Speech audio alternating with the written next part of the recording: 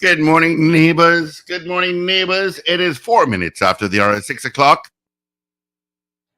on this, the third day of July. Good morning to you. Thank you so much for joining us. Of course, full casting this morning. You just heard from Paul Richards with our news brief. We'll have major news again at 7. We'll hear from Wendell Stephen, Richard Raghubar Singh. We got Ruben in the background. My name is Steve Khan. We're going to keep you company until 9 o'clock this morning. All right, getting straight into the WTs. Let's see what's happening on the highways and on the byways. And as Paul said in his newscast, SEA results are out today. 18,000 plus students will be logging on to get the results from Trin City towards Orange Grove. A little bit of volume, and then Macoya towards UE. But your sticky spot is pretty much by swim call heading into Port of Spain. After that, I got nothing really to tell you about. All right, nothing to tell you about. Let's check some temps around our listenership. 20 degrees in Toronto with a drizzle. Miami, you're at 26 and cloudy. Orlando, clear and 25. New York, sunny and 23. Atlanta, you're at 22 and cloudy. London, 19 and mostly cloudy. Tampa, you're 26 and cloudy. Washington, cloudy and 25. All right. It is 27 degrees at Piarco International Airport for Twin Island Republic, and Crown Point is also 27 degrees. What the weather is going to be like for today? They say sunshine will likely be interrupted by a few periods of cloudiness and showers, especially during the afternoon period. There's also a medium, which is 40 to 60% chance of isolated thunderstorm activity. This activity will likely linger into the evening. All right. So there you go with your WTs. Yep. Good morning to you, Paul. What's happening? Morning, Steve, and good morning, Wendell. Good morning, everyone. Good Monday morning to you all. And morning there. Morning, Wendell. Hi, morning, Steve. Morning, Where in the Paul. world are you? Morning, you know what to do. Morning, Trinidad. It's like a dark hotel room. And good morning, yeah. listeners and viewers. It actually is. I'm trying to get that light to I'm trying to get some more light. I'll get more light in a bit, don't worry. I'll open that curtain. No, we'll get it back. If you open the curtain, you'll black out your face because the light is in the back of you, and it should be in the front of you. Yeah, all right. I'll shift around a bit, don't worry. Good morning. Where in the world are you? Am I being heard clearly? If you better than normal, so wherever you are clearly has better internet than when you're home. Is that Double Palm has improved the internet? No, hotel rooms clearly have improved their internet. But I'm seeing my full bars up today, so you're right. It is better than I keep telling you about your internet at home, but you're not taking on anyone. So yeah. Anyway, good morning, everyone. We have a slight change in the format as of today. We'll be going from 6 to 8 live, and we're playing some of the previous interviews just after our 8 a.m. newscast. And with that said, we are going to open the phone lines from quite earlier doing the newspaper review at 6:30. And the question will come much earlier to include more of your participation and votes based on your feedback to us. Because many of you have said that you want to be part of the conversation from earlier on. And also, we don't sometimes get enough time to take enough votes on the poll. So the poll will come earlier, in addition to the newspaper review starting this morning. All right. So how's your weekend, guys? Hectic. My weekend was good. Where I am had a lot of rain. Had rain the entire Why weekend. don't you just tell us where you are? Huh? Why don't you just tell us where you are? I'm not ready to reveal where I am as yet. As is your right. But What happened over the weekend? Well, of course, local government campaigning continued with quite a bit of controversy over a $500,000 check. Allegedly paid initially. Well, this is information initially which has been refuted by some for someone to cross the floor. Yeah. Now the Express got a hold of the actual check, but the person who wrote the check has come out and tried to give an explanation regarding why the check was written. I think it's the owner of a hardware store, if I'm not mistaken. Yeah. And to a person who is the person now a PNM candidate? Is that it? No. The person is a kind of almost nondescript UNC member. who Mhm. crossed Kaddish Sudal. What is his name? Is the person our PNM candidate? No, he's not. So how did he cross? He crossed over to the PNM. Yes, he left Okay. the UNC and went to the Yeah. PNM. Let me try to get So the the initial allegation was that he was paid just to cross over. yeah. That is the grand price of crossing over now, $500,000. And I stoops at it because I'm saying, but he brings nothing to the PNM. Why would somebody be paying him $500,000? Right? And I know the person who owns that hardware. I know the guy, and I'm saying, but he always complaining. What are you doing writing a check for $500,000? I know him personally, you know? And I'm saying, something is not right with that story. I'm not privy to the vicissitudes of the hardware sector and or Never see a hardware. the party politics sector. But I know him. That's what I'm saying. He's a small contractor. He does work with the Port of Spain Corporation Well, too. clearly he ain't that small, unless $500,000 is smaller than the contractor world, and maybe it is. Well, it's very easy to write a check and then and not do anything with it, right? It's very easy to make a check out to somebody, to make a story out of it. It's very easy, What would he have to gain by doing that? That's what I would love to speak with him personally. And I'm going to make. I know I messaged a mutual friend, and he said, "Nah." He said, "This is very strange." Yeah, I'm going to call him. So I say, "Well, get back to me and let me know what is the backstory in this, because there clearly has to be a backstory." Because I know Ian for a long, long time. You understand? And as I say, Ian always looking for work, one, and always complaining about money too. So. But I see that. I said that can't be the same Ian Leonard that I know. But it was.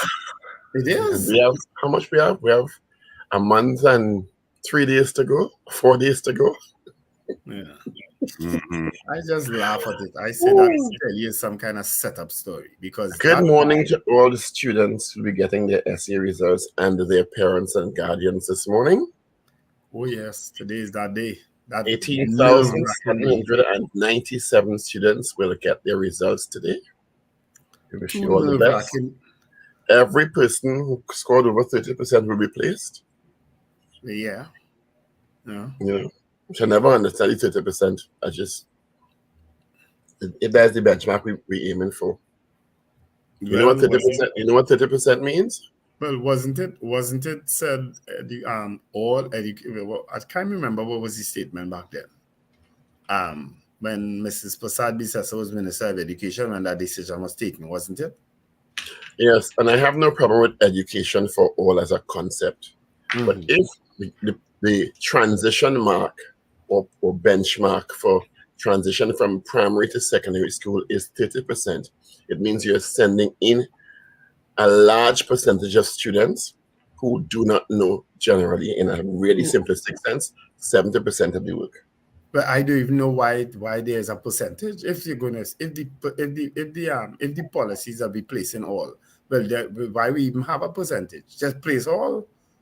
And how does that make any sense, Wendell, Stephen? If you are sending students, and there must be a benchmark, so you know if a student is competent enough to handle the work in Form 1. Right. That's my contention. So if you're just passing everybody on, whether they make 10%, 20%, that doesn't make any sense, because you're putting that student at a great disadvantage to functioning effectively at Form 1. And that's why I think the 50% is too low. And I'm in agreement with you, but I'm just saying, why is there, if the intention back then was to place all students into a secondary school, well, then why are we even having a percentage? So you understand where I'm going with it? No, I don't, because we must have a benchmark to ascertain the level of the students' competencies in the 3 main areas. Right. We must have a benchmark. Right. So if we have a benchmark, and we did at one point in time, didn't we? We do. The benchmark is 30%. That's what I'm telling you. But wasn't it higher than 30% before they I decided don't know. to send in everybody? I am not sure. To me, it's always been 30%. For my information, and I don't understand why it's so low. So we get a clear sense that these students are ready for Form 1 at some level. It can't possibly have been always that way, because there were people back in the day who failed common entrance. It was common entrance then, who failed the common entrance and I am redid, talking either about redid the exam. SEA. Right. So SEA is just the next name for common entrance, right? It's just the But it's not really. It was a different incarnation, and they made several changes to SEA from common entrance, including the benchmark. And that's what I'm right. telling you. You can't just assume the both are the same. They're So not the same. we're saying the same thing, Paul, and I'm No, saying yeah. it changed. I'm saying it changed, and why? How it changed from people actually failing common entrance and not entering a secondary school and going on either to post primary or to doing over the exam, to the fact that all students were now being placed in a secondary school, right? Well, no, not all are being placed, because if you score under 30%, you are not placed. Right. So that is where that second change came in. Because at one point in time, it was all. That is what it was said. That's the promise that was made. That Anyway, all students would go into secondary school my regardless. overall point is that we are not preparing many of the students adequately for secondary school. And that And we agree. so when they struggle in Form 1, 2 to 5, we should not be surprised unless there's some kind of remediation.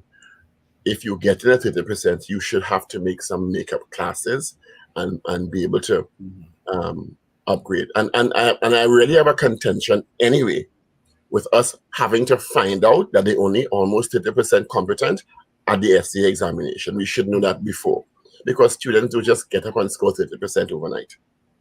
And that we agree on.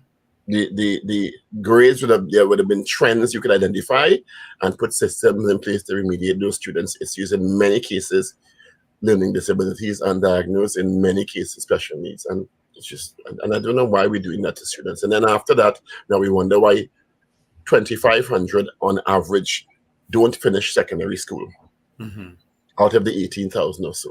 You understand? Yeah.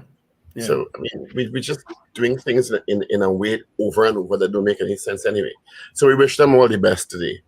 Yeah. Another big controversy that erupted over the weekend, and I just don't understand why, is Ravi B is under serious fire because he chose to perform at the wedding of two men. I don't think it was in Trinidad and Tobago. No, it wasn't. And he is being condemned in all sorts of circles and lambasted. He put out a statement. Did he perform, or was his tune used? I think he said his tune was used. I don't think he performed. It's two different issues, because the statement indicates he's performed for around the world at music festivals, international music festivals, and carnival shows and chutney shows, and that he performs to all sorts of people and all sorts of audiences. And he wouldn't have said that. He has no control over somebody using his song, so he wouldn't have been lambasted for that. No, but he did indicate his song was wrongfully used. I think if you read the article, I think, and that also is a point of contention. Right. You know, and in any case, the overall issue is, so he can condemn because he performed or his song was played in a gay wedding. Yeah, I don't understand that either. People have nothing to do, Paul. They argue for everything. People argue for everything now. Apparently. So when he performed in a carnival fete, there are no gay people there. So what about if he perform in a straight wedding with a wife beater? Huh? That might be all right. Or a rapist. If he perform in one of the child weddings, would we have a problem? You know, the double standards and hypocrisy, astounding. Oh goodness, we have nothing to do. Astounding. We have nothing to do but to argue. Yeah, we clearly have nothing to do. We clearly have nothing to do. Of course, our Trinidad and Tobago is hosting the CARICOM 50th anniversary celebrations, and the official opening or the official welcome function is this evening at Napa, where heads of government from across the region meeting, hosted by Dr. Keith Rowley. Yeah. So if you have no reason to be up in that area, don't go, because there's a lot of restrictions. Yeah. Not a marathon on the weekend. It's already a difficult area to traverse if they have a function, a normal function at Napa. Yeah. We see it heads of state and heads of government, Yeah. in that And area between Napa and Memorial Park. And the U.S. Secretary of State is coming. And so U.S. Secretary of State. I saw some Blinken. prime ministers are already here. So you know how that's going to be around it. And then there's a concert on tomorrow in the same area. So people should be very wary of heading to Napa or its environs. Unless you have to, please be advised. Stay away from that area. Good morning, Mr. Lagobasing. Rich. Good morning, guys. Fresh this morning, boy. Like, sleep. You look fresh this morning, refreshed and bright-eyed. You find in 2 days my face get back a little puffy, a little thing too.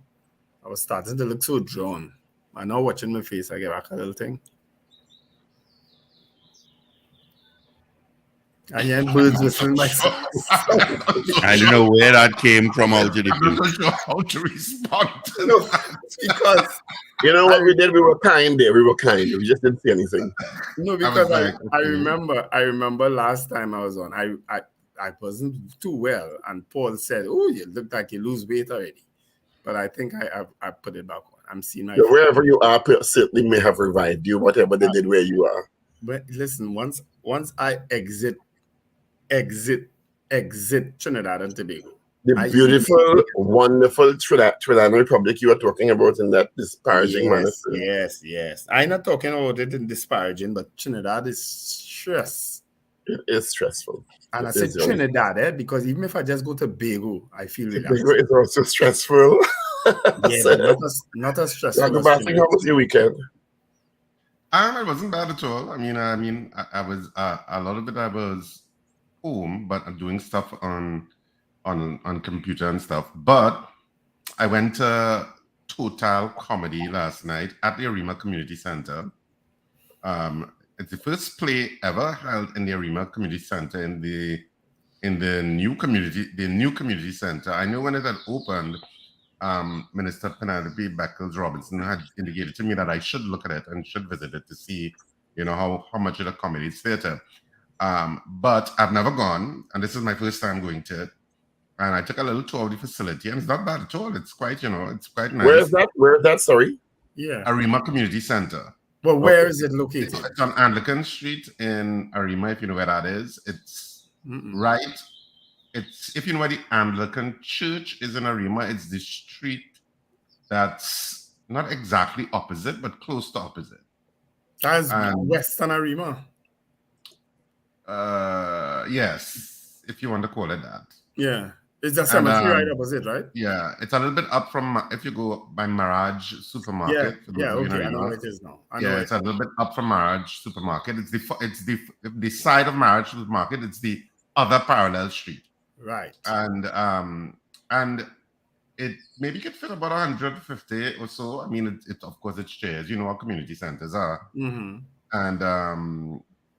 it was Penelope Spencer. It was Cecilia Salazar. It was Rudy.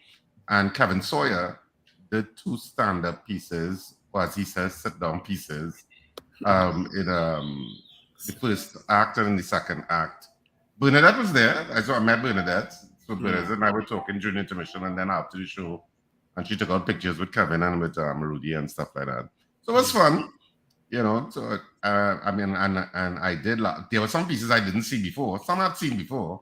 But there was a couple of pieces I never saw. So, and they were funny. And people had a good time.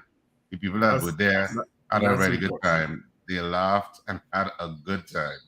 So it was nice to be in Arima, going to a theater, and not having to study. Oh, Lord, I have to drive all the way back home. Not that you study it because you're so accustomed. But, but you know that home is right there. And the cast came at me after for a while, and just sat down, liming for a while. Because they're in Arima. Well, yeah. And Bayou is just about the best restaurant they have in Arima. Except no cooking was done last night. But yeah, so it was fun. It was nice. It was a nice evening out. Okay. People should have come on. It's a nice facility too. Okay. It's a nice facility. Even if you have, because the theater or hall but it is on the top floor, but there is an elevator access. So if you have problems walking and stuff, you can get up. A community center with an elevator. Well, Yeah. That's a first. It has an elevator and That stuff. is great. Actually, Yeah. no, it's not a first because St. James Youth Center has an elevator. But Yeah. that's great. Yeah, and it's it's a nice facility. I think it could be used more often. The only thing I would like to suggest, and I always come back to this conversation that I had with Hazel Manning all those years ago, when I was in some meeting with her as Minister of Local Government at the time, and I'd indicated that, a lot of times when they were building these community centers, put properly equipped theaters in place, build theaters, because you have, it's also kind of as a nexus to the whole Best Village national I know that project. particularly because Best Village was so popular back in the day. And it's good to have those kind of, because it will be utilized. Yeah. it will be. Because schools will utilize it, theater practitioners will utilize it, other but you can have business presentations. Yeah, but it's not. It has a stage, it has a backstage area of sorts. There is some degree of lighting, which you don't really see in those community centers much, but there is some degree of lighting in this theater, and of course sound. But you really need stadium style seating to really make it, efficient as a theater. Yeah, because you have people blocking one another. That kind of move, that kind of way, and so really, I don't think people who were there last night minded, because it was just good to be out in Ariman and at a theater event. But they have those kinds of accordion-like staggered seating. They have them in kind of accordion like that, but you could pull them apart and pull them out, and it gives you the staggered seating steps, and then you can put chairs on those steps. Maybe they should invest in stuff like that, which can go into storage, but can make, because I get it that some of those where you were thinking as a theater space is also doubling up as a space for weddings, and a space for other functions that don't require the stadium seating. Yeah, so it needs a flat surface. Right. So maybe you could have that kind of portable storage kind of stadium seating that you could put out, so it becomes a full-fledged theater as an alternative, because you can't rebuild it now. Yeah. Or you could do it when you're laying out your chairs. You can actually put your chairs not directly behind one another. Yeah, but you're still flat. Mm-hmm. But it also gives the producer less seating. Yeah. Yeah. So you really want stadium seating is really the best. It gives it the theater feel. Yeah. And it's a pity that it's not, theater spaces are not better integrated into those community centers. Yeah. Full-fledged theater spaces. Yeah. Aside and apart from whatever hall that you want to have for those kinds of events like weddings or whatever. Mm-hmm. Yeah. All right. Just also has a so gym too. There's also a gym. Pretty well equipped. It's not a huge gym, but pretty well equipped. Yeah. And it's $300 a month, and she says it comes with a personal trainer. And I said, well, you can't beat that That price is for very personal good. training in any gym. That is excellent. I was surprised. I was like, I didn't even know it had a gym in here, but yeah. She said some people are members of the gym. Yeah. Belmont Community Center is one that you should have a look at too in Port of Spain. You should go and look. It's very impressive. Yeah, I'm glad they're upgrading those community center formats. Anyway, just gotta let people know that starting this Wednesday, we plan to have 3 debates leading up to local government elections. The first is this Wednesday, so Wednesday you can tune in tomorrow because you'll be off on Wednesday. Yeah. If you'd like. I'm off. I'm on Wednesday. You're off on this Wednesday. I'm saying you can alternate on Tuesday in that event. Oh, okay. Right. We're trying to have some debates, or we're having some debates. The first step, which is this Wednesday, 7 to 9 a.m. We initially planned 3 to see if we can discuss the issues in that type of format. That's the plan. We've invited the PNM and the UNC through their PROs. And the first one will include Gary Griffith of the NTA, David Abdullah of the MSJ, Felicia Holder of PP, and Timothy Hammersmith of Hope. And there'll be 3 main areas of discussion. 1, crime, national security. 2, finance and investment, and 3 local government and governance in Trinidad and Tobago. So that's starting this Wednesday, 7 to 9 a.m. And we'll have 2 more leading up, or 2 or more leading up to the election. So we're hoping to have many of the local government candidates on contesting various districts or areas in the 141, in the ones that they're contesting, because only the PNM is contesting all 141. All right? Okay, interesting. Trying to shake it up a little bit now. We know they have the But meetings. what on Wednesday didn't have a PNM candidate, though? Did you say a PNM candidate? No, they haven't given us any suggestions yet. So Is that? we've sent out we've invited them, and they have to, because I spoke to both Laurel, and I sent the invitation to Dr. Kirk Mayhew, to access the candidates and all leaders if they'd like. Oh, so PNM nor UNC provided a candidate for Wednesday? Up to this Wednesday. But we're having 2 others, so there's time still, Oh, okay. Right? All right. Who has papers? I definitely don't. I do. Okay. Oh, Yeah. I'm suggesting 2 questions this morning. 1, do you believe people are actually being paid to cross the floor? And 2, do you have an issue to have re-performing at a gay wedding? I prefer the first question, unless you have other suggestions. You mean Because the PNM has strongly refuted they've paid any candidate to cross the floor. Was that from the Sunday Express? Yeah. Mm-hmm.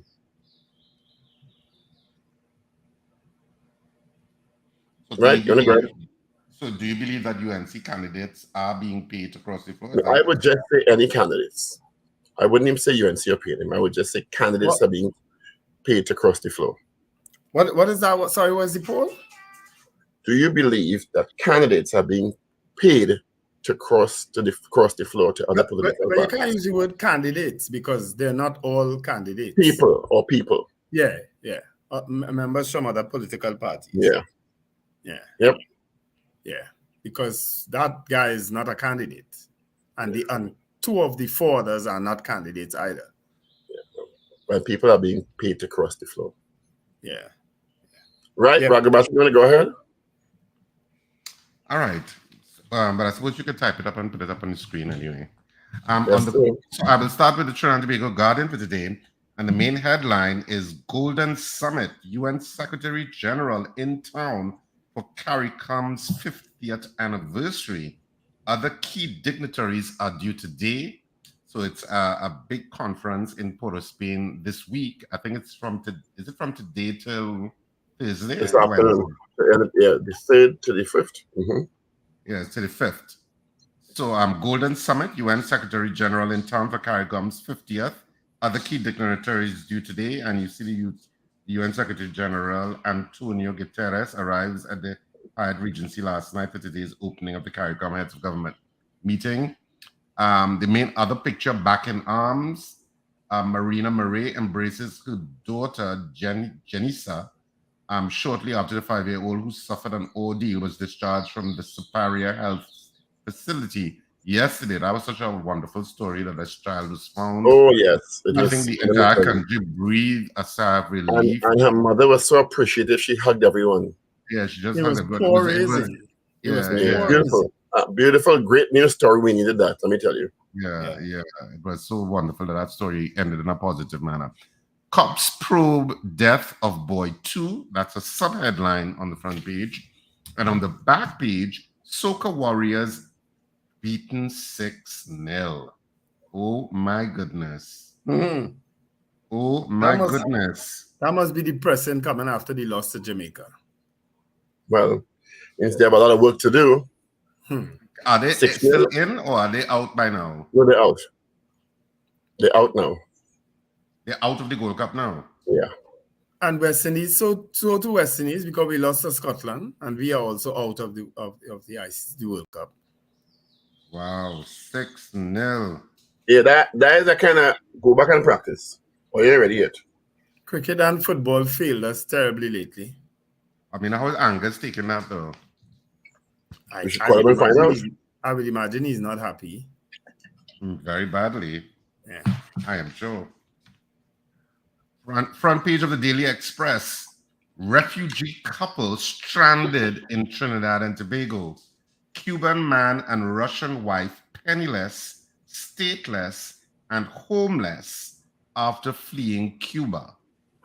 We are human beings. Cuban national Carlos Jimenez Vasco and his Russian wife Daria Vasco stand outside the United Nations High Commission for Refugees on office on Pembroke Street in Port of Spain on Wednesday.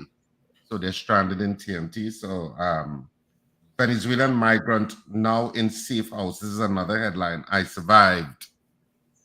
And $0.5 million check for Sudial.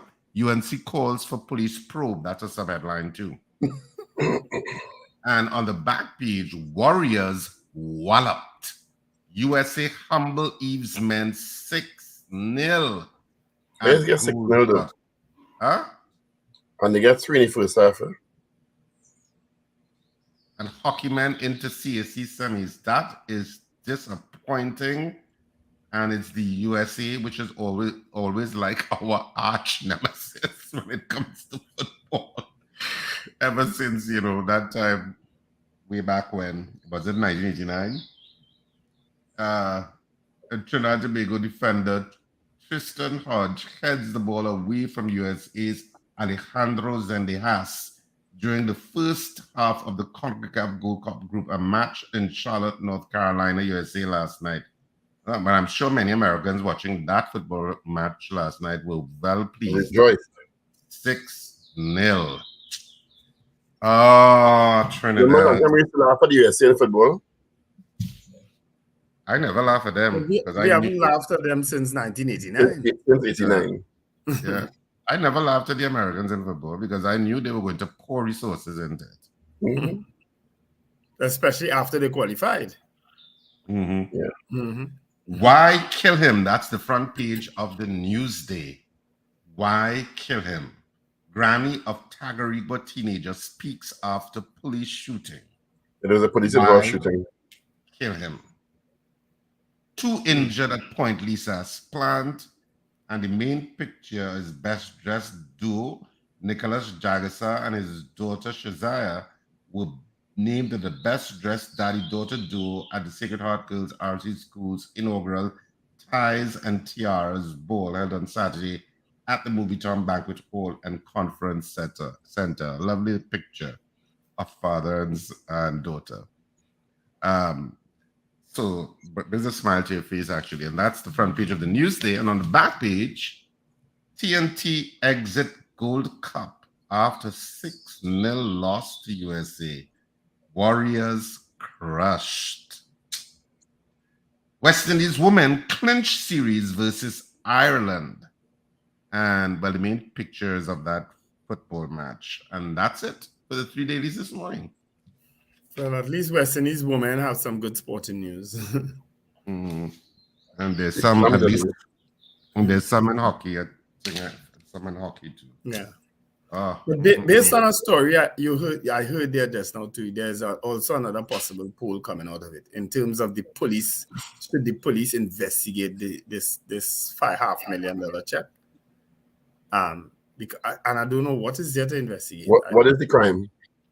Well, exactly. I don't even know what is there to investigate. Well, that way doesn't make any difference. It doesn't make any sense because there's no crime. There's a crime involved. Yeah, because UNC is the story say UNC is asking for a police probe. Yeah, it did.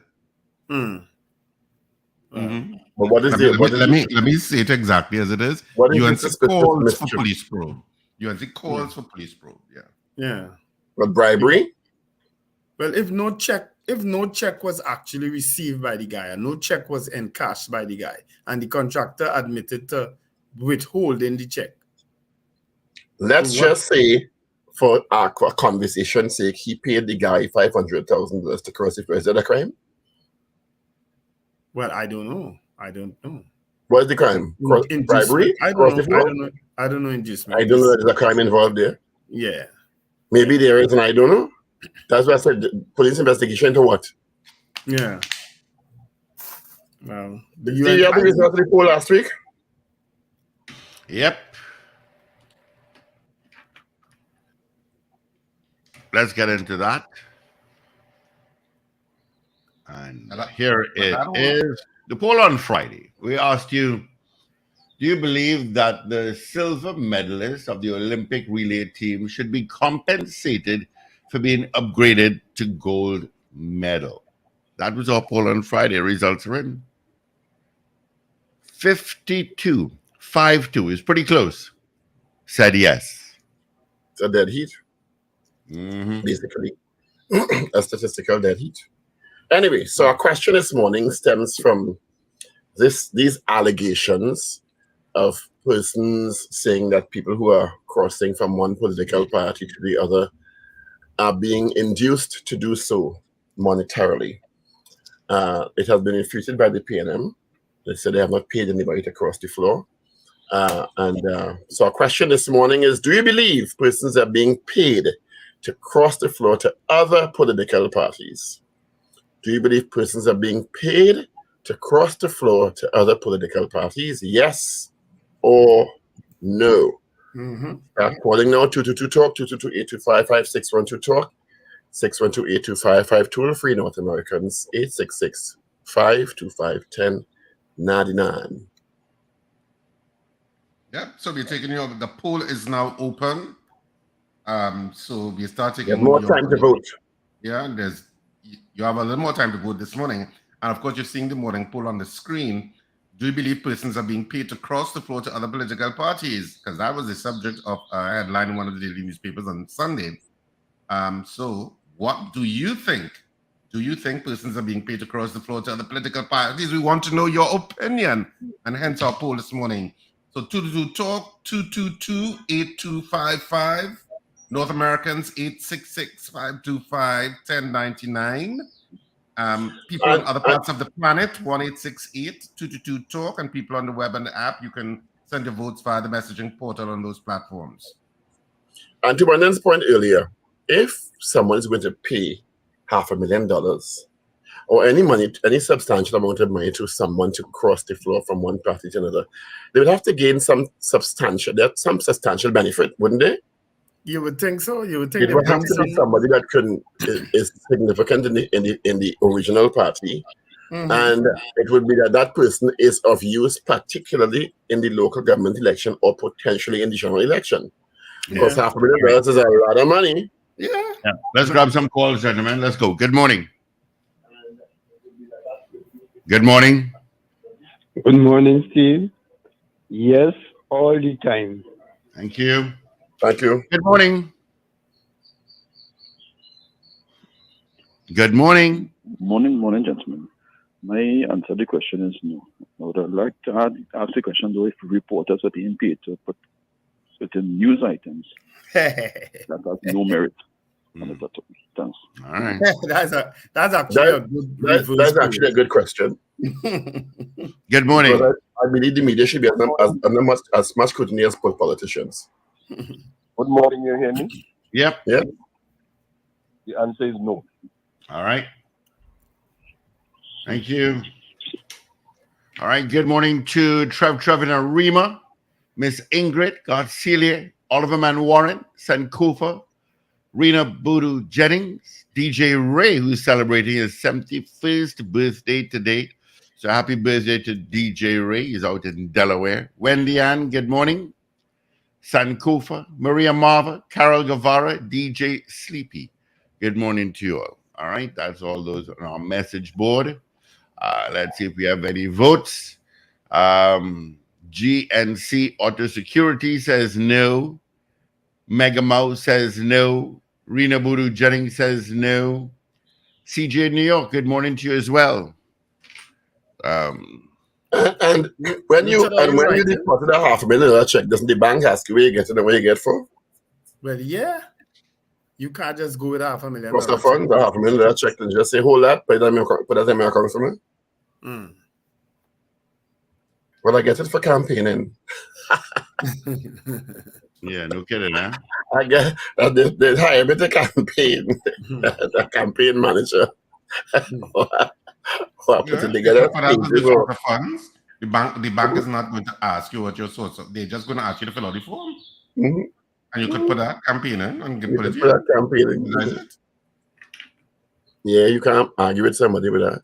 So Yeah. the question this morning is, do you believe persons are being paid to cross the floor to other political parties? Yeah, if I go and pay that kind of money, because I don't care, even in the political sector, that is a lot of money.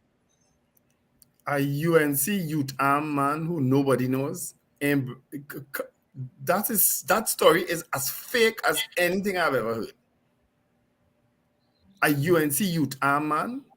But he's not. Collected But let's not limit it to him, because he's not the only person who supposedly crossed the floor. right. We know You that. know, But so, this story surrounds him in terms of him collecting a check for $500,000 yeah, from but other somebody. And I know Ian Leonard. I don't know Ian Leonard as no PNM operative anyway. So it is so stupid to link that to the PNM paying people to cross the floor. So it raises the wider question about people crossing, and people have said they crossed. Well, the ones I've seen anyway in the newspapers, that they've crossed because they're disillusioned with the party they were in, and they see no hope in the party that they crossed to. Right. That's the reason. That's the reason many of them have given.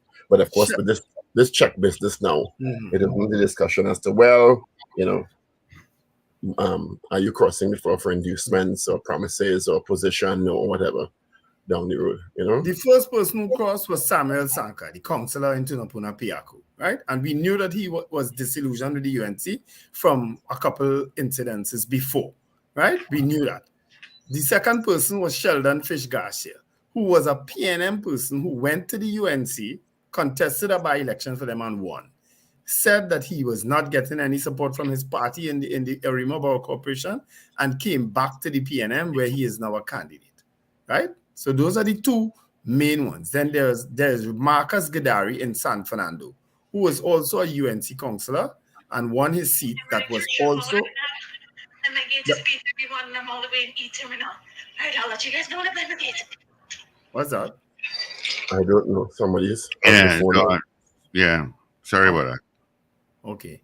Yeah. So Marcus Gidari also was a UNC councillor who held one of the marginal seats down in San Fernando that was previously a PNM seat, and crossed to the PNM because he too also said he wasn't getting the support of his political party. Right? He is now a PNM candidate. Then there was another guy who is, I think, in San Juan Lavantil, who left the UNC to go to the PEP, right? He left to go there, right? And the youth arm officer who came from the UNC to the PNM and who is not contesting a seat. And I don't know that he could bring anything substantial to the PNM. Maybe he will, maybe he won't. Time will tell. Right? If a whole bunch of young people in the UNC held areas start to vote for the PNM, well, then it work. So that's the question this morning. The phone lines are open: 222-TALK, 222-8255, 612-8255, toll-free. North Americans, 866-525-1099. I also saw a newspaper, a Guardian media report that says that the police have confirmed that in the last 18 months, citizens have been robbed of more than $1 million in cash after leaving financial institutions, bank branches, and ATMs, according to statistics from the TTPS. Now, if that isn't cause for alarm, what is? Mm-hmm. Over $1 million in the last 18 months, a year and a half. So, I don't know. Bankers Association said anything? Well, they put out a release a couple of weeks ago. But they didn't respond to that, Right. All right. So Junior says no. Wayne says no. Stretch says no. Mogane says hell no. Carol Guevara says no to the poll. Good morning, Brenda Isaac, Ms. Maloney, Marcia Rock, and Ray out in West Palm Beach, Florida. Good morning to you all. Thank you so much for joining us on Power 102 Digital. Stretch says no. Wayne out in Simcoe, Ontario, Canada says no as well. You gave them Morgans and Carol Guevara, right? Mm-hmm. Mm-hmm. Right. I have the statement Ravi put out on his social media regarding the supposed controversy.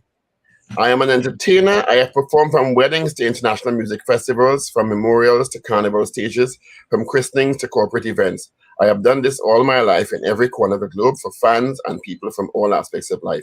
It means that for the most things I do with my talent, it's done for entertainment purposes.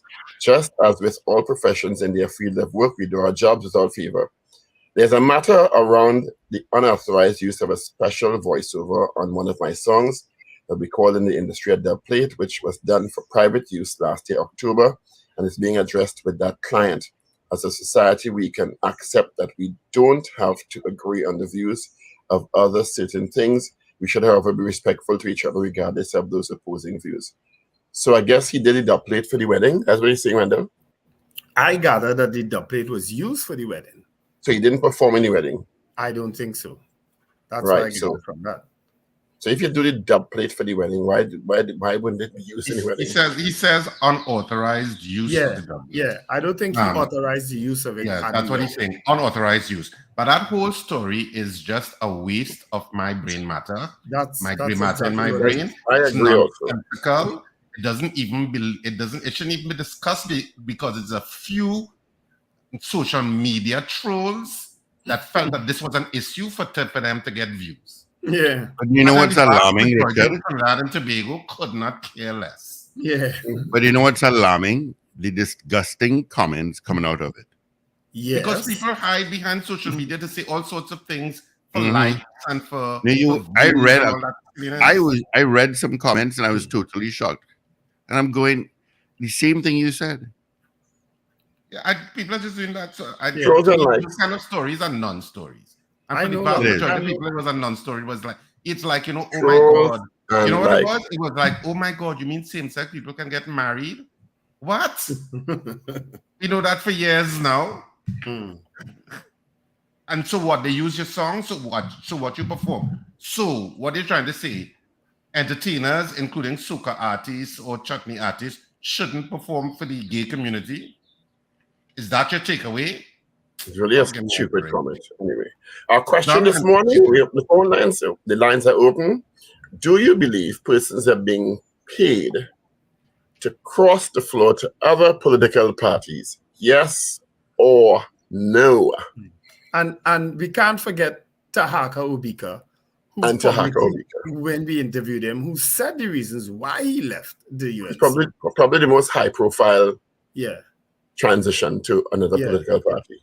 Yeah, because he was the chief economic advisor, I believe, in the office of the leader of the opposition. He was an opposition senator from 2015 to maybe 2020 thereabouts. You know. Yeah. He'd been on several of the UNC's Monday Night Forum or Monday Night or UNC Report programs. You know, he was very outspoken against the PNM and Dr. Rowley on many occasions in the past, and he left the UNC and went to the PNM and told us that he did it because he thinks he can make a bigger difference. I think I'm paraphrasing here, a bigger difference in the PNM. Yeah, and also there was some race-related issues, some race relations issues that he doesn't think were being appropriately addressed in the UNC party. I hope I'm not. You making it sound very nice. He was very pointing in terms of the racist comments that came his way and that are continue to come the way of other people.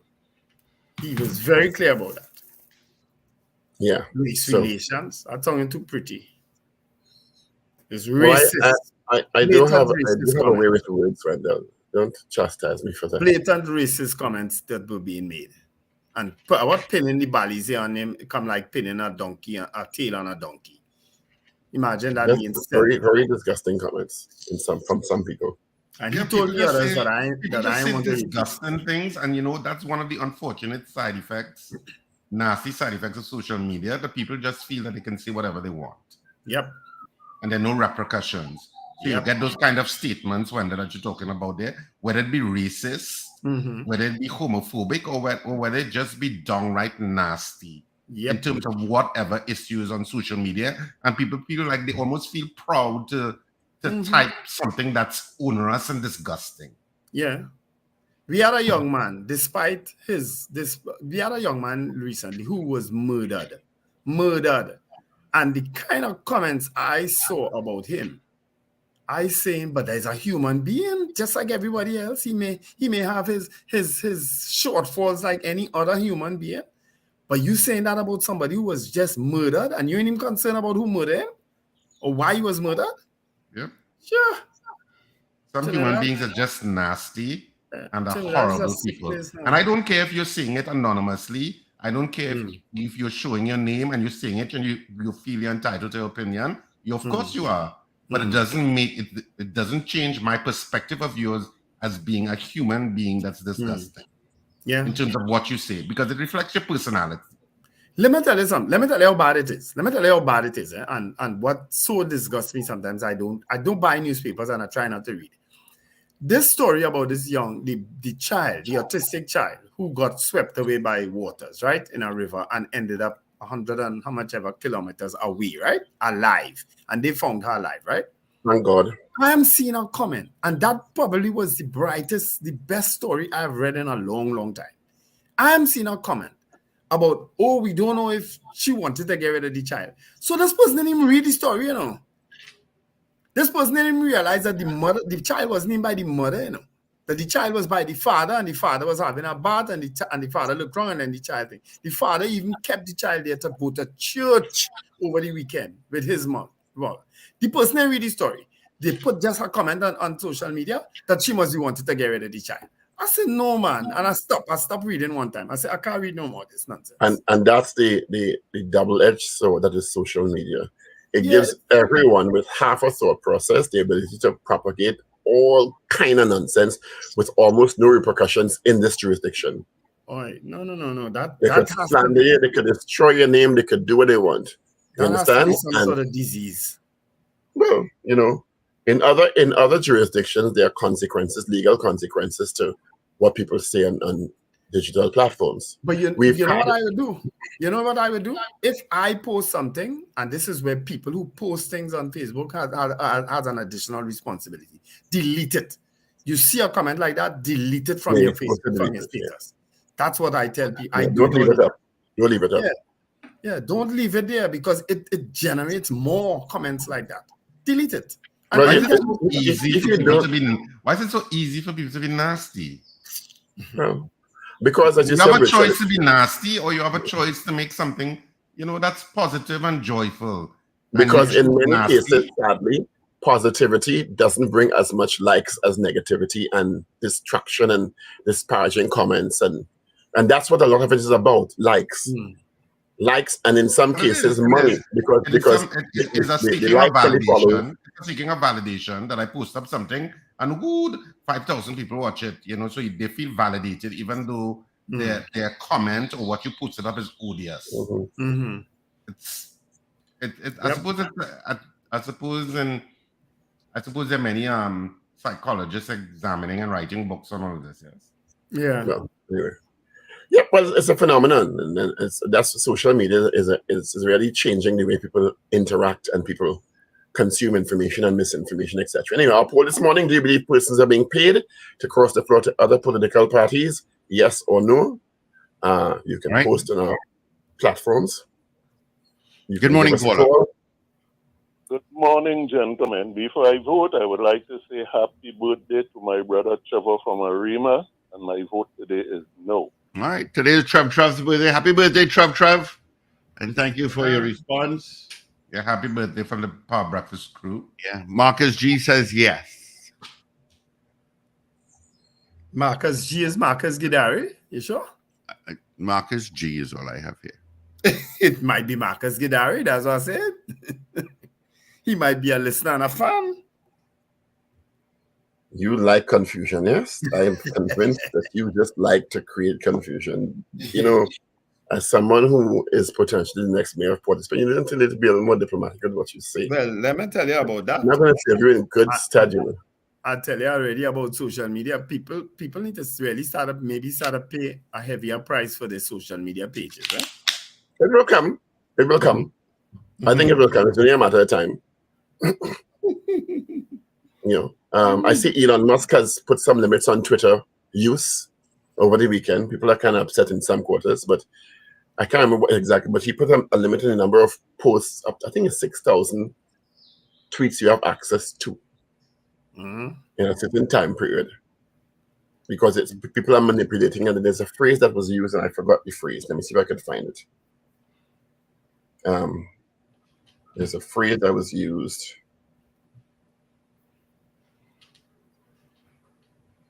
That's not coming up yet, but that it is a kind of social media manipulation technique that some bots or some sites use to shove information down your throat, whether you want it or not. So you put some limits on how much access you have to, but it's a large number, so it still doesn't really, in many cases, impact individual persons, but it could impact the way some manipulative outlets may want to influence the national or international narrative.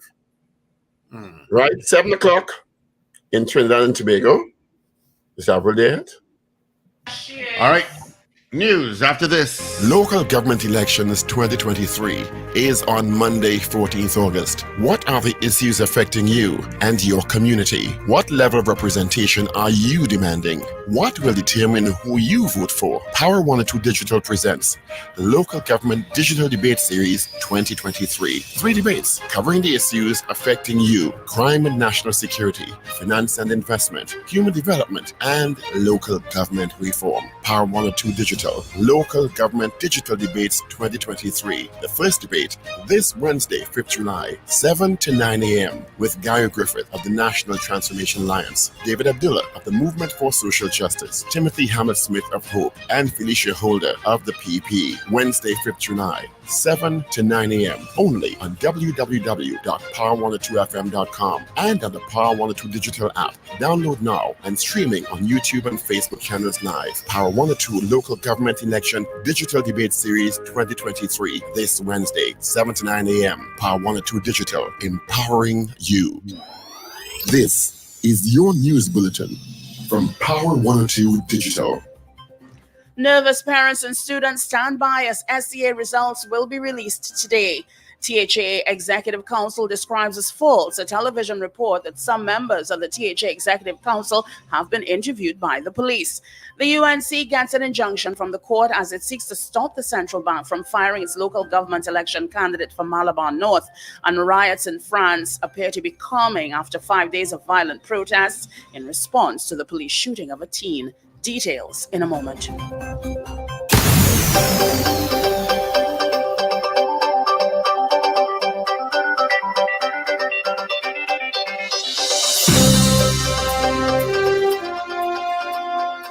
This is News to 7 o'clock on Power 102 Digital. I'm Avril Sintel-Bab. Good morning. The 18,797 students who wrote the Secondary Entrance Assessment 2023 will receive their results today. The results will be released via the ministry's SEA online portal at searesults.moe.gov.tt at 12 noon.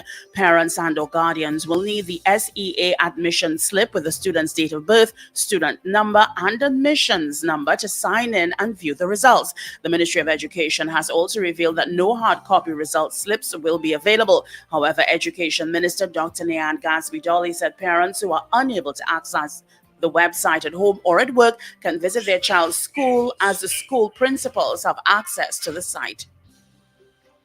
The Office of the Tobago House of Assembly Chief Secretary says no member of the Executive Council of the THA has been interviewed by police. This as the Executive Council of the THA sought to refute and deny what it describes as the mischievous and irresponsible false news report aired on CCN TV6 on Saturday. It said the report claimed some members of the THA Executive Council have been interviewed by police. However, the THA says this statement is false, as no member of the THA Executive Council has been interviewed by any law enforcement agency up to the present date.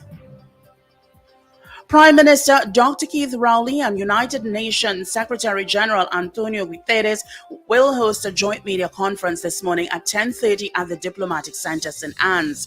Guterres is in Port of Spain to attend the 45th meeting of the CARICOM heads of government. He will speak at the opening of the conference at the Hyatt Regency this evening. The Ministry of Finance does not approve or condone breaches of the financial laws and regulations. It gave this response as it replied to a statement attributed to former Commissioner of Police and current political leader of the National Transformation Alliance, Gary Griffith, in a daily newspaper on July 1st, 2023, that the government and/or Ministry of Finance approved various items of expenditure, the TTPS, while he was the Commissioner of Police, some of which are now under query because of an audit. The ministry said no one at the Ministry of Finance, no public servant or minister, approved any alleged breach by Mr. Griffith of the Exchequer and Audit Act, the Financial Regulations, the Central Tenders Board Act, or any other financial law if such occurred during his tenure as Commissioner of Police. The United National Congress has gotten an injunction from the court as it seeks to stop its local government election candidate for Malabar North, Lyndon DeGans, from hiring him as a chauffeur from the central bank. UNC has described the central bank's policy on political involvement by its employees as hypocritical, disproportionate, and nonsensical. DeGans has been an employee at the bank for over 28 years. Speaking at a news briefing in Port of Spain on Sunday, UNC Senator Jayanti Lachmedial elaborated on concerns she has with the policy and the need for it to be reviewed. Unlike public service regulations, which has an absolute prohibition on engaging in political activity, the public service regulations as well, it's a very broad sweep. But you understand when you're working in public service, you say, look, you cannot go politicking, you cannot go canvassing and so on. The central bank policy, which prevents you from running for political office, does not prohibit campaigning. It doesn't prohibit you could wear your balize proud on your chest as an employee of the central bank. And be in every political meeting, you could hug up the candidate and take out a picture with the candidate, but you can't be the candidate.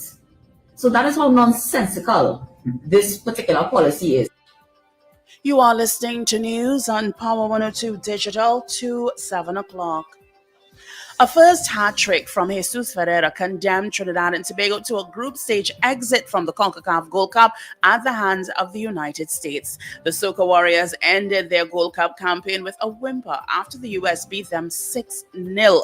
The defeat means TNT finished third in their group behind Jamaica and the U.S. with the top two teams moving forward. Sad but true. Moving on to international news, riots in France appear to be calming after 5 days of violent protests in response to the shooting of teenager Nahel Am during a police traffic stop. More than 150 people were arrested on Sunday night, compared with more than 700 the night before. Over the last few days, there have been numerous calls for the violence to stop, including from Nahel's family. Mayors have called for police to rally outside. Well, finally, here is weather news for the period today till midnight. Trinidad and Tobago, a sunny morning will give way to cloudy skies during the afternoon with scattered showers occurring. There's a medium chance of a few heavy showers and thunderstorms. Cloudiness will persist overnight with showers and thunderstorms increasing in frequency and intensity as the night progresses. Gusty winds and street or flash flooding may occur near heavy showers and thunderstorms. Look out for a forecast maximum temperature of 32 degrees Celsius at Piarco International Airport and 31 degrees Celsius at Crown Point in Tobago. Currently, it is 29 degrees Celsius at both localities. Recapping your headlines to 7 o'clock, nervous parents and students stand by as SEA results will be released today. The THA Executive Council describes as false a television report that some members of the THA Executive Council have been interviewed by police. The UNC gets an injunction from the court as it seeks to stop the central bank from firing its local government election candidate for Malabar North. And riots in France appear to be calming after 5 days of violent protests in response to the police shooting of a teen. I'm Avril Sindhilbav. That was news to 7 o'clock on Power 102 Digital. Look out for more news in detail at 12 noon today and an update coming up at 8 o'clock this morning. For more details, log on to power102fm.com.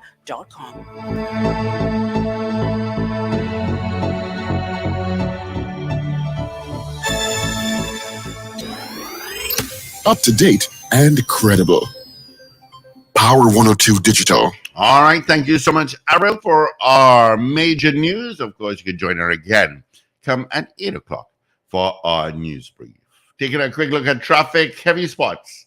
Rivulet Road heading to Point Lisas, and just before Caroni heading towards the interchange, you've got some traffic there. Piarco towards Huey, and then Curap towards Port of Spain. Out of Maraval, halfway down is where you're going to pick up your traffic. Eastern Main Road, not too bad. Through Tacarigua and Tunapuna, you've got it. And approaching 6th Avenue and Mova Junction, also you got some traffic there. Nothing out of Dago. Yeah, it's clear. Light day for traffic. All right. Let's get the results of our morning poll. Got some more votes for you. Big Guy says yes without a doubt. Thank you so much, Big Guy. I got Ms. Maloney saying no. I got Leonard Naipaul saying no. All right. And that's the results of our morning poll. So our poll this morning, do you believe persons are being paid to cross the floor to other political parties? We have 18 people voting on the poll this morning in the allotted time. Of that 18, 15 said no, they do not believe people are being paid to cross the floor to other political parties. And 3 people said yes. Of course, you can continue to vote on this poll throughout the day through all programming, and we'll give you the final results tomorrow morning, which will be Tuesday. Carlisle Chiefway is telling us that the Twitter thing is 600, access to 600 tweets per 24 hours. Okay. So, Kavish. I can't even read 50 tweets, I can read 600 tweets. True.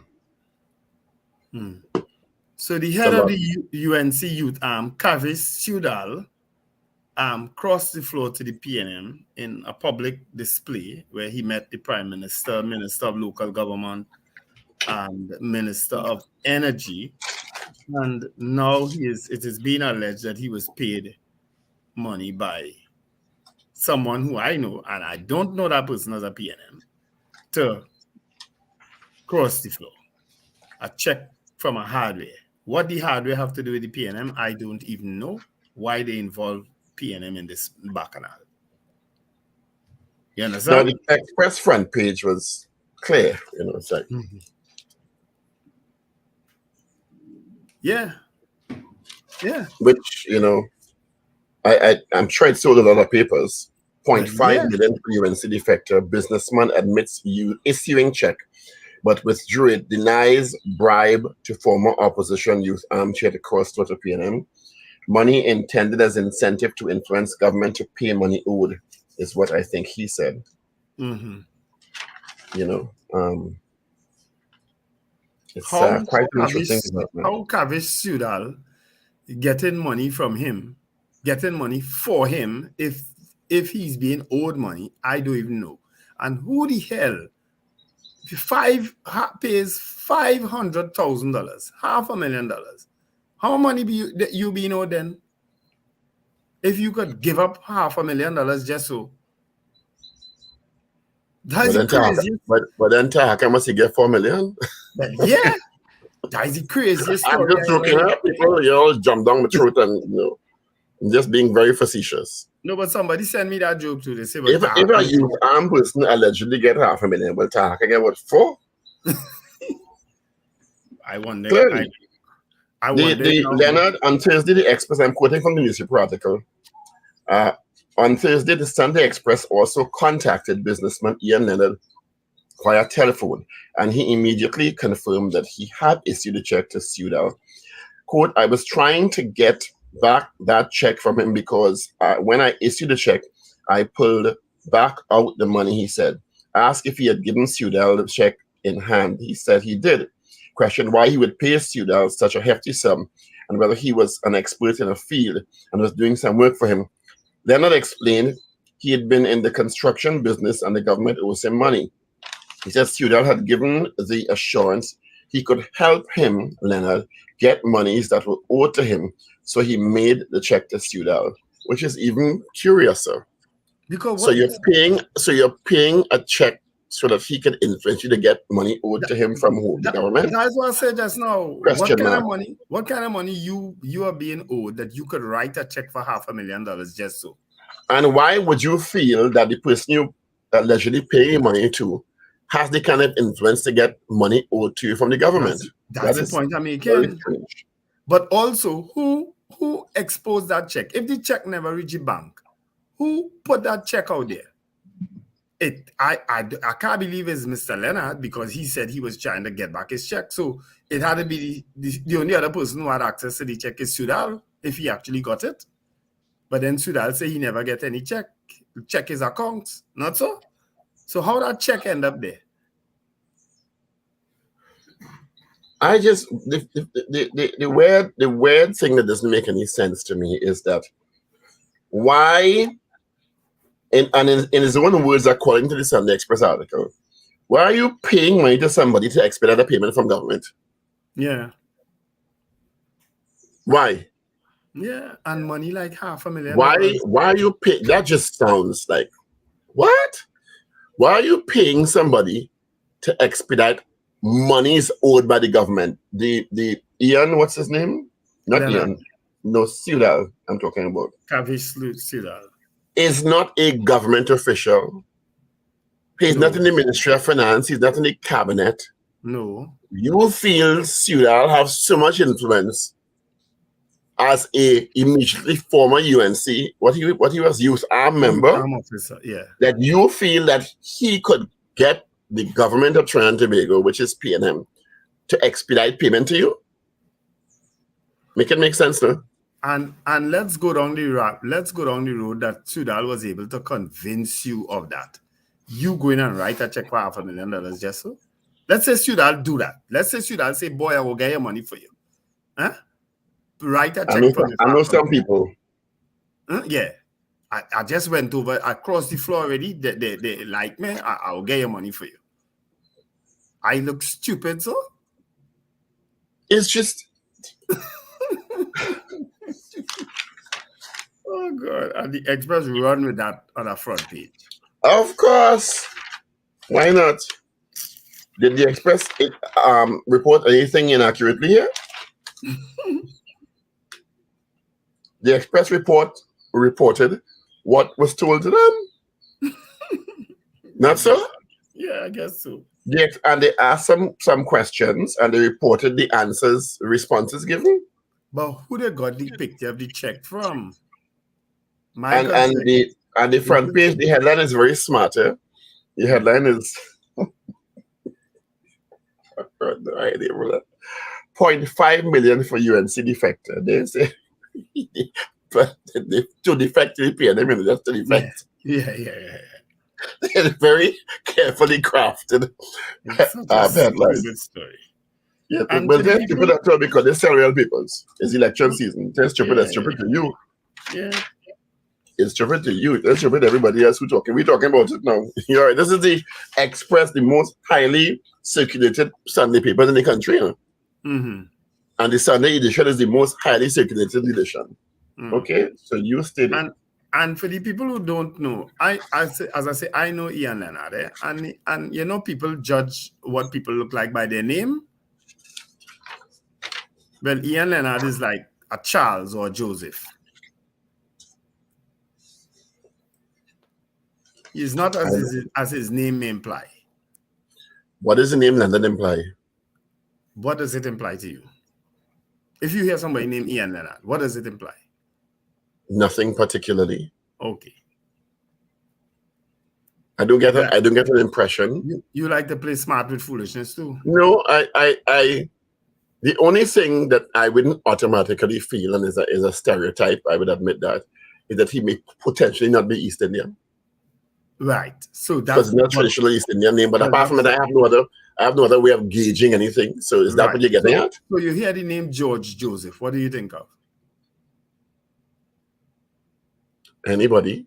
You think of an African or origin person, right? More than likely somebody Right. not. But guess what? I know George Joseph as East Indian, and I know George Joseph as Syrian. No, but I know several East Indian persons who carried the name Joseph. Kenny. Right. So that's the point. Kenny J was Kenny Joseph.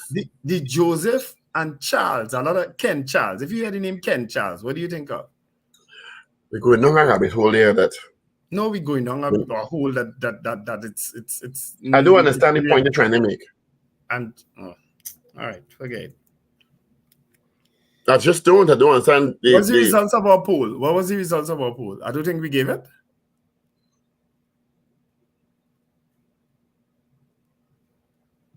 Yeah, I gave the results. I don't think we gave it. I did. Okay, sorry, I missed that. But I can give it again. Yes, please. Our poll was, do you believe persons are being paid to cross the floor to other political parties? We had 18 people voting in the allotted time. 15 said, no, they do not believe people are being paid. And 3 people said yes. Well, let me tell you. Between Richard Thompson, Shamfa Kojo, Facebook exchange last week, Jamaica beat we, then USA beat we 6-0 in football, and the West Indies performance. What really going on? With sport. Oh, we hit a snag because normally sports gives us some really good news, but and upliftment. Yeah, but we are getting some good news from some sectors because we're getting good news in swimming. And we're getting good news we're getting some degree of good news in hockey. In athletics too. And athletics, because Jareem Richards. Yeah. Jareem Richards. In Switzerland, I think it was, wasn't it? And and in the women's, is it women's football or women's cricket? Women's cricket. Women's cricket. So we're getting some good news. So it's a mixed picture, like I guess how it always is. But it's particularly some bad news. I suppose football always kind of figures high up in the scheme of things. Yeah. So I know Angus Eve must be thoroughly disappointed. We love football and cricket very much in this country. Yeah. Well, I mean, clearly, when you get... You should try to get a conversation with Angus and how you speak. We should try to get I don't know. Steve, can you try to call him? Did you try to call him? No, I haven't tried. You try to get to Angus. We do have a couple of calls coming in, which I'd like to take, though. So let's do that. Good morning.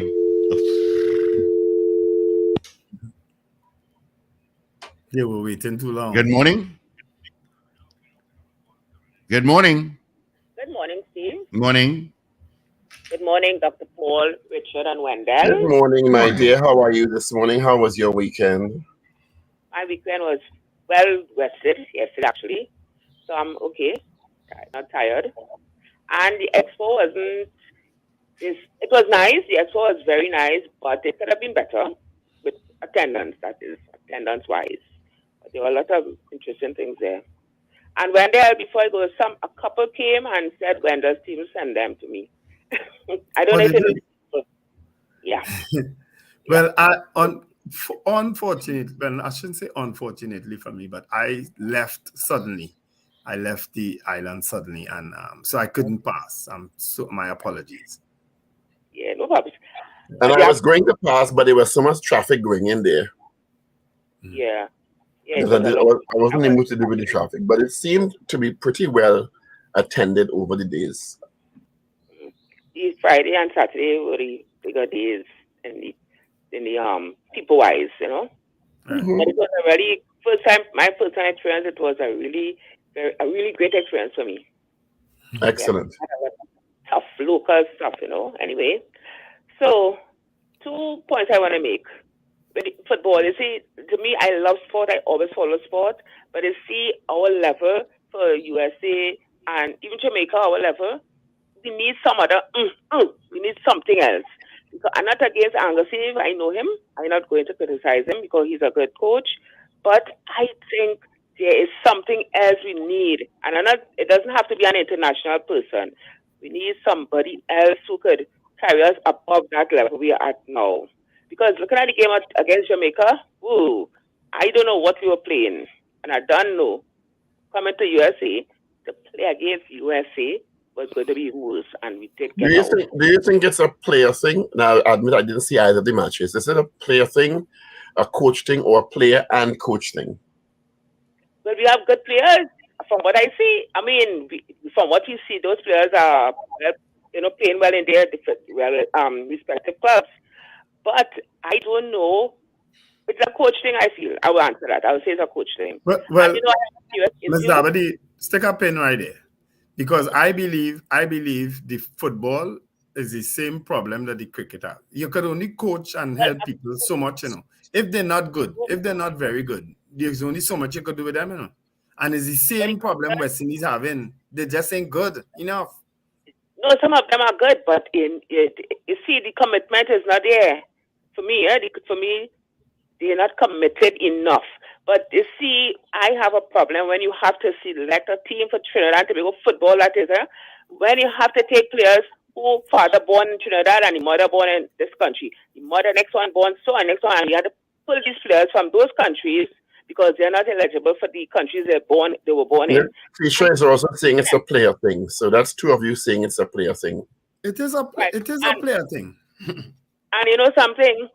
These same players who are foreign based, they rate them up very highly. So who is Anglesey really coaching? Is it that he doesn't have any local players to coach?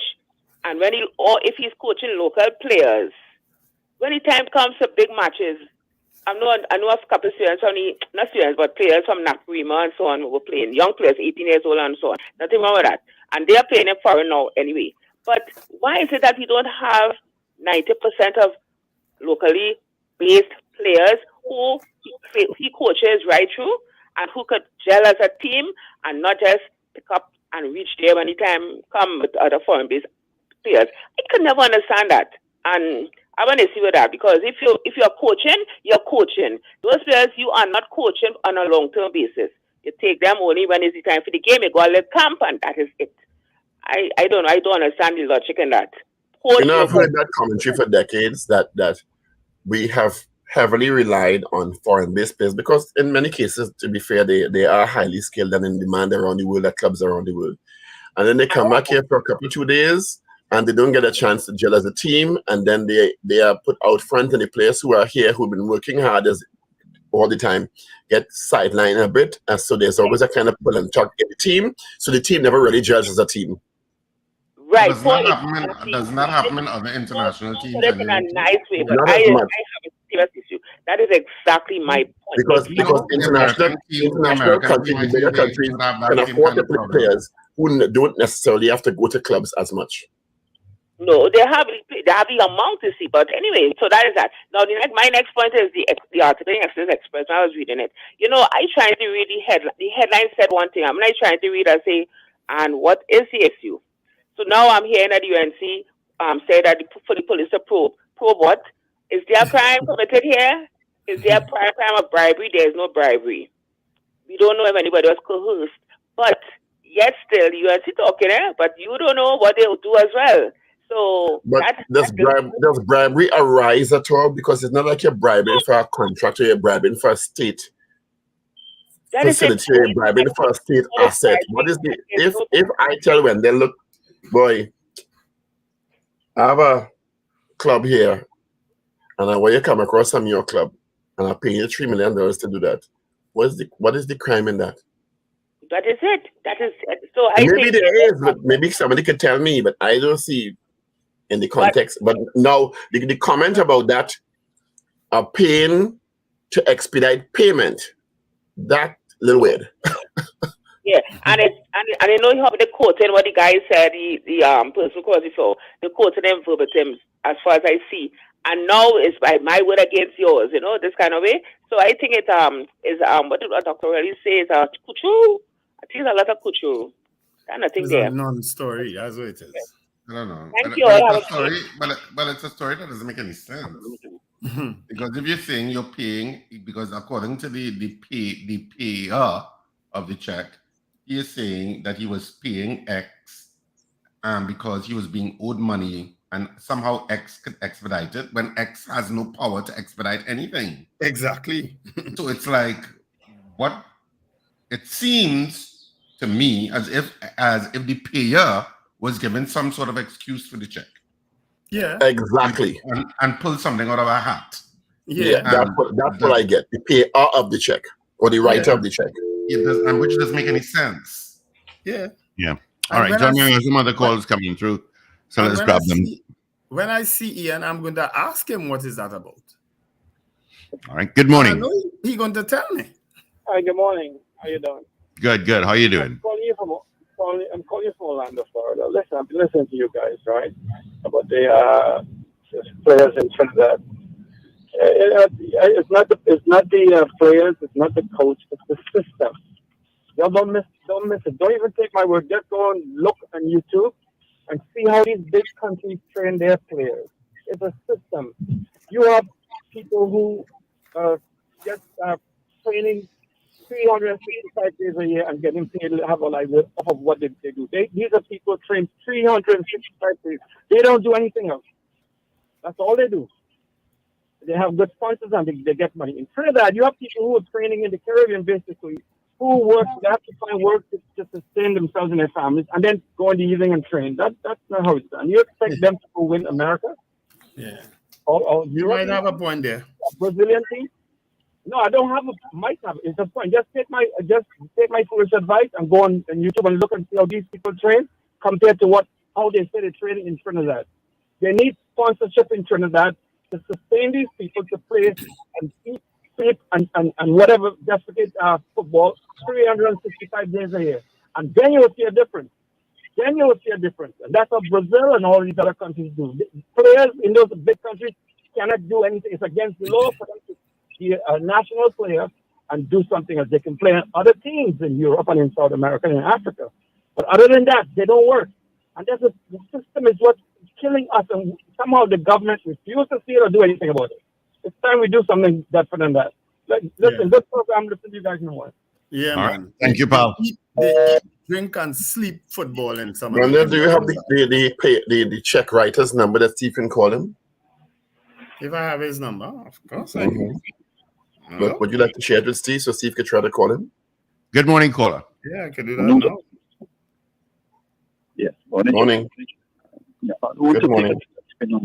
On this whole story, right? No, I saw this coming for quite a while. And the reason why I say that, if you can recall, after the UNC economist, I forget his name, crossed the floor, right? Tahaka Ubika. Yes. The talk points from the UNC were that persons were being paid to workers to PNM, right? And secondly, it's not surprising that the same journalist usually is the one who's break these kind of stories, and then they become the talk point of UNC the next day. There's a common trend. Are you suggesting some collusion with Anna Ramdas and the UNC? That has been in the public space for a long way, right? And I'm just putting things out there. And what enforced my point in that line? I don't think Anna Ramdas decides what goes on the front page of the Express, with all due respect. All right, but let me finish my point first. What find it rather strange is that if it becomes a lead story, right? You have no indication where that was deposited in a bank account, right? It defies logic that you will pay that amount of money to a low individual in terms of rank who now enter a political party system. The inference you're being given is that the candidates or the persons that cross the floor were being paid by the PNM. There's no allegations that other parties that go across were being paid, right? And the other point to be raised is that in the public space, no one is questioning the amount of persons who have recently resigned or left or fired from that particular organization newspaper. And the allegations circulating that they have a certain agenda and persons are being leaving in drones. More than leaving what? The newspaper? Yes. And surprising that even become a talking point. It's on People social are leaving media. the Express in droves? They've had about 6 people left the Express in the last few months. Yes. That's a fact. Right? That's a fact. And what is the reason that you're suggesting they're leaving?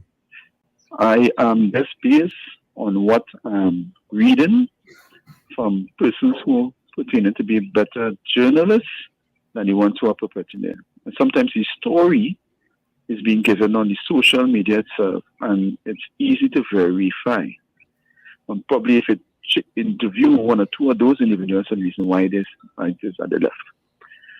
So you're suggesting they have left the Express or are leaving the Express because of their disagreement with the editorial slant? Is that your suggestion? I am just speaking, right? But you're not just speaking. We all speak with a particular reason. No, but Paul, that is the suggestion coming out on social media. Yes. Okay. Right?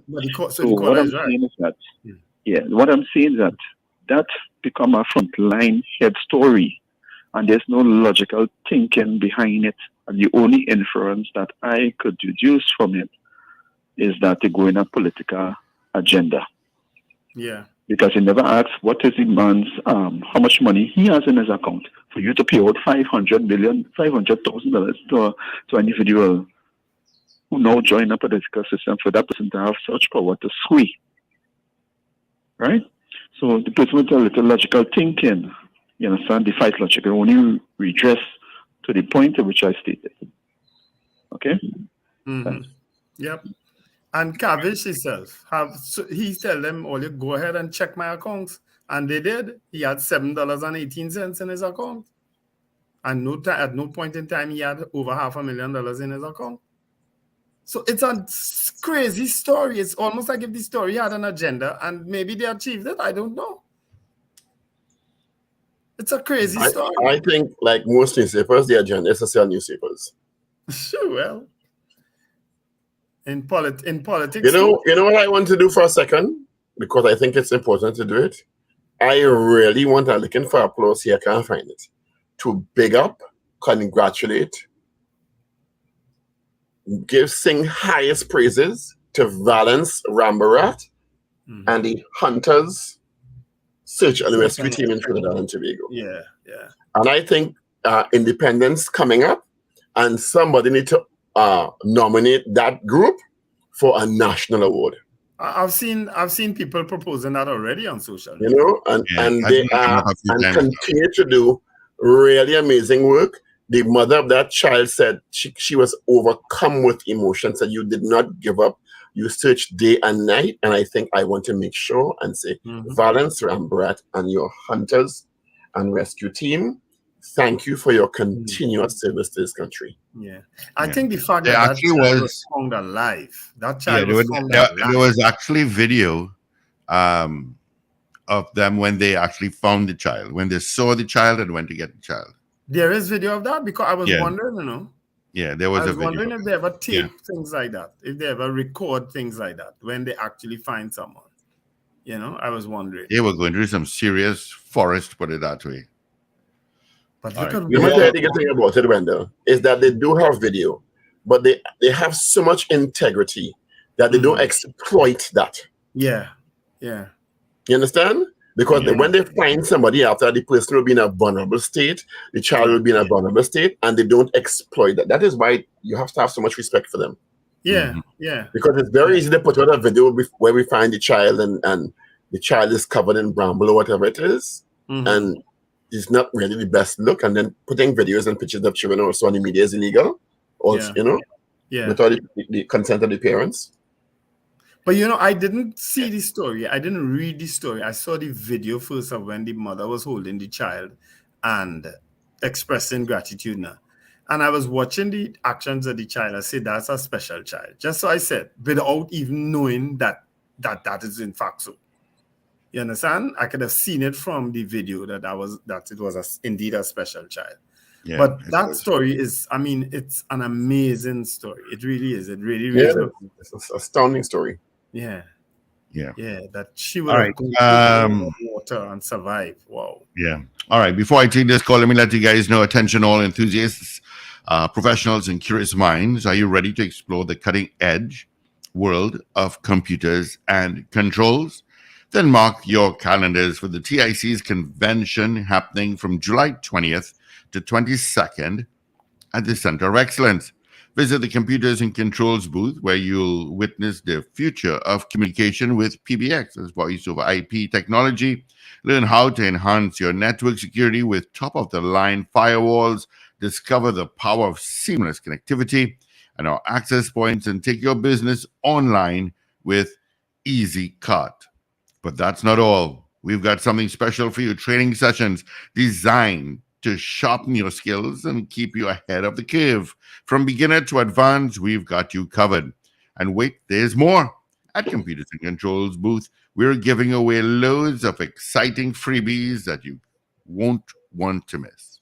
So join us at TIC Convention, July 20th to 22nd at the Center of Excellence, and make your way to the Computers and Control booth, where you can unleash the power of technology and gain valuable insights that will shape your future. All right. Good morning, caller. Yeah, morning. Morning, Mr. Patrick. Thanks for holding. Morning, Mr. Patrick. How are you? First thing, congratulations to all my brethren and them who graduate of the USA, the doctorate and the master and whatever. Congratulations, well done. Well, this morning we had a nice conversation where we start about this 30% mark to enter school. Your observation show me for the past years, certain schools actually bring out 30% marks, you know. Certain schools, eh? So I wonder, it have a teaching problem in those schools? Because it's more complicated than just a teaching problem, and there are entire school districts that are underperforming. It is a combination of resources generally, but also teaching resources, school resources in terms of the school supplies and stuff.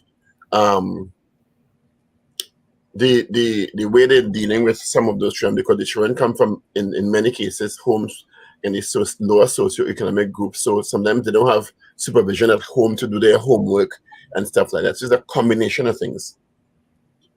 But I know children who come from homes that really go through struggles, and these children make high marks. And that is not, and there will always be anomalies in a particular situation. That doesn't mean that is the status quo, Mr. Patrick. Because 50%, and you sending a child to high school, you sending that child out to start a fight and fight with the child can't start to know how to fight. Yep. You understand what I said? Because 50%, a long time, she was a fail, no 3 that passed.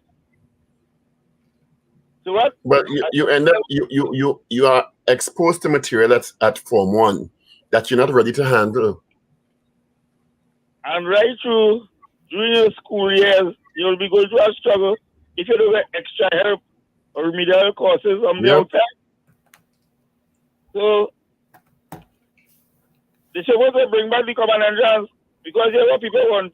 People don't want nothing to really test the children to see at what level they are. Because long time we had to have Easter test, summer test, Christmas term test. And you know exactly where the child went. So I don't know what people want. Just put the child in school just like that. Well, that's what they're doing. It's mass production education in some cases. But then, according to Mr. Morgan over there, God rest his soul, he said, well, what are we really doing, by? So Dr. Job said, what are we really doing? What are we really doing? And you see the effect on those children devastating, because it damages their self-esteem. Because what they need is support. What they need is support. Yeah? Because out of that 18,000, you're looking at about maybe 17,000 with that 3 marks. At 50% Well, grade. think of the issue with the last SCA when 50% didn't make 50%. You understand? So, but according to when they say no child was left behind, but the minute you put them in school, you automatically make them get left behind because they can't function. you know, in those situations, that's not all in those particular situations. All right, boys. Let me hear the Hopefully one day we'll get it right. You know, thanks, Mr. Patrick. You know, there was another story, I think, on Friday with this central bank employee who wants to contest a seat for the UNC. I'm so glad you brought that up. Yeah, and of course he was the part of central bank regulations that you cannot contest a seat for a political party and remain in the employ. Those are my words, right?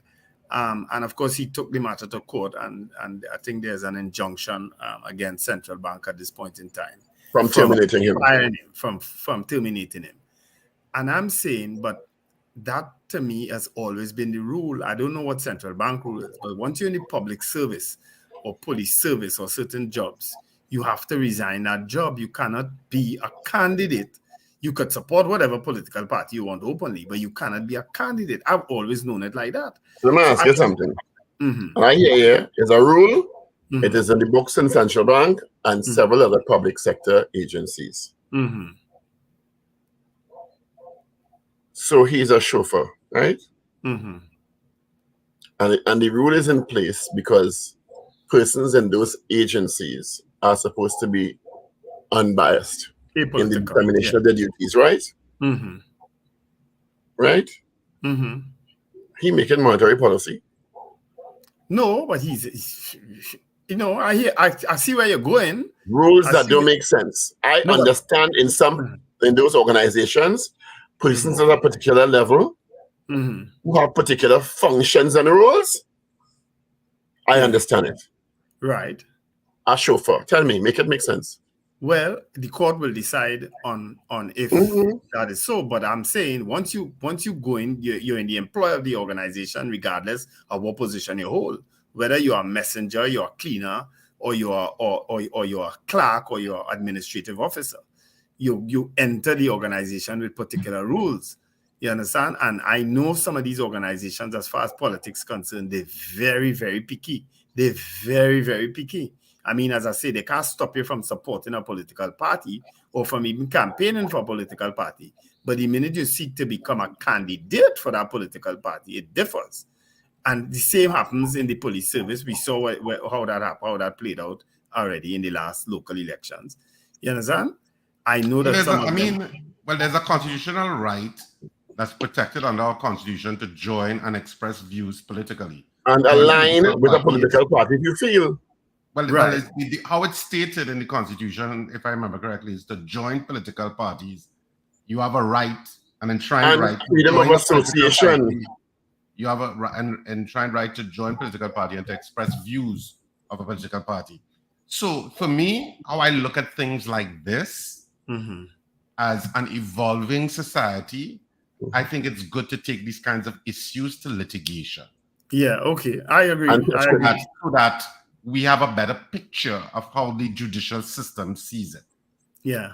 You know, I know sometimes people get passionate and they get, how should I say? You remember this Calypsonian, which side of the fence on. I think from an overview perspective, it's good for the evolving legacy of litigation and understanding where the constitutional parameters are and things like that. It's good to have it ventilated in a court of law. Absolutely. I agree. Let's test it legally. Yeah. Because Dwayne O'Connor entered at one point the race for one of the Port of Spain seats, isn't it? Local government. That's what I said. Local government. And he's a police officer. I think he's still a police officer. And Gary Griffith was commissioner at the time and told him he couldn't and remain a police officer, if I'm not mistaken. I can stand to be corrected if I'm wrong. And yes. And Gary Griffith was right at the time based on the regulations. Regulations. You know? Yeah. You know, because you have to choose one at the point in time. If you want to be a candidate, you would have had to choose one. Right? Which happens regularly with people. So it'd be interesting, as Richard said, to see where this one goes when the court decides, because maybe it's time to just allow people, if they want to contest, let them contest and be part of the system still. Well, it depends. As Richard said, let the thing test it. Let the system test it. Yeah. So that one, I don't know when that will be decided, because isn't he already a candidate? He is a candidate for the UNC in a Malabar seat. I suppose it will really. I think where the problem even intensifies is if he's elected. Yeah. Because now you're in that gray area of, because according to Anita, when we spoke to Anita, Khadija, and she was saying that some parts of the local government reform has not been proclaimed, including that part about incumbents having this as their sole exactly. job. Yes. So that is no longer effective at this point. No. So it means, it's not effective at this point. So it means what happens with people who are employed in other jobs, winning in this on August 14th election, that part is not proclaimed. So they continue to be in their jobs. Yes, they continue to be. Yes. But I could help the public in terms of that particular seat. He's not going to win. So that is I can help you out there one time. What seat is he going for? Some seat in Malabar. Or in Arima? Yeah, the PNM holds all the Arima seats. Well, except one, which is the seat held by Sheldon Fish Garcia, who's gone back to the PNM. Right? I'm not sure if that is the seat he's contesting, if he's contesting against Sheldon Fish Garcia, but I could find that out. Somebody's gonna message me. One of my researchers, please find out if that the guy is contesting the seat with Sheldon Fish Garcia. I can't research it where I am. Never at that moment, but I'm glad he brought it up, Brandon, because as Richard said, I agree. The system needs to test it. Yeah. Because it will come up over and over again, and we have enshrined constitutional rights of freedom of association, freedom of expression of political or what other views, and I don't know if that clashes with some of those regulations in the public sector. Yeah. I can tell you one of the things that I know about for sure is that if you're an employee, let's say we have had instances, and we have again, of employees of the Port of Spain Corporation being candidates in the Port of Spain Corporation. They can no longer remain in Port of Spain Corporation as an employee. They have to transfer to another local government corporation. So we have two right now who are sitting members of council who are employed by the Port of Spain Corporation, but they have been transferred to the San Juan Laventille Regional Corporation to report for work. They can't work in the city. That I can tell you that there are two instances of that right now as we speak. Okay. Yeah. All right. So let's continue to take some of your calls. 222-8255 for North Americans, 866-525-1099. I know in the past, Earl Fabian, when he put up his candidacy for general elections, and he was one of the morning show hosts on is it 105 GML? And I don't know if it's a policy they had, or he voluntarily stepped off the show while he was contesting. I did it temporarily from Power Breakfast Show during the campaign itself. I would not come out, and I certainly didn't come out on election day. But you know what my perspective on that is on media? I don't have a problem with it once you're not campaigning actively on air. Yeah, well, I didn't campaign. Because it's not like you're not a declared person about your interests and all that. And once, there's some interviews, some people may be uncomfortable because you're campaigning against them or against their party, and you step away from those interviews. Yeah. If the guests wants that, but I really do see a problem with it because, it's part of the democratic right to offer yourself for service in any particular instance. I just don't see an issue with it. But strange enough, UNC people never had a problem with me interviewing them, and they knew very well that I was paying them. They never had a problem with me. And I interviewed several UNC people. Not so, Richard? I can't think of any that you didn't interview. True, eh? Good morning, caller. Good morning, guys. Morning. I've been trying to call several days now to thank you all for the birthday greetings last week. Sunny San Fernando. Okay. Yes. I had a good. I was off air that day, but I sent the message to them and they did Yes, it. I heard when you sent the message, and Stephen read it out to me. It kind of made my day. With the children all in university and studying, it sometimes it's be difficult to manage time to spend as a family. Yeah. But we managed to go to UPIC yesterday, and it was good. Excellent. 50 is good. I'm putting it out in the universe that this is my second half of my life I'm looking forward to. All right, great. The next 50 years. Anyway, nice. I don't know when would we come up with this idea to nurture football players from the intercal from the schools and nurture them to our national team. We do. Many of them have gone. Many of who have been on national teams came from intercal. And just yesterday, our family was speaking. Maybe we're a little biased, but we were just talking about Stephen's Hart career as the coach of Trinidad and putting it against the other coaches, and we couldn't understand why it is he's still not the coach. He was treated bad. I mean, apart from the little political, he was a good. The team gelled well with him. Yes. But anyway, he was very good, actually. Yeah, the politics of the day took care of that. And anyway, that's too much to go back. Was he the coach when we went to World Cup? No. Who was the coach when we went to World Cup? It was one after the World Cup. Yeah, Branitz. It was Branitz. Yes, you're right. Yeah. I also I think with the cricket, with the West Indies cricket, the players are good players, but they have too many other commitments with other like CPL and IPL to really gel together to win as a West Indies. I think the West Indies is just like a part-time thing. It's actually Leo Ben-Hacker. Thank you, Gregory McGillney, who is a real sports. Who is Ben-Hacker? Yes, it's Ben-Hacker. I know it was a foreigner.